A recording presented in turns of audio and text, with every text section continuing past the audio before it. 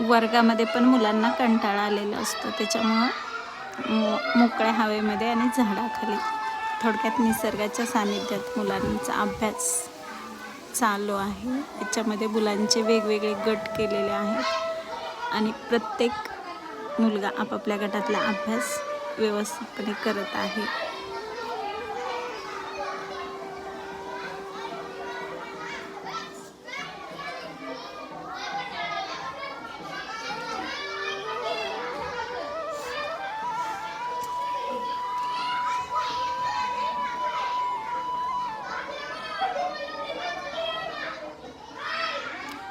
काही मुलं पाढं म्हणतायत, काही मुलांचं गणिती क्रिया चाललेल्या आहेत, काही गटांचा लेखनाचा सराव चाललेला आहे।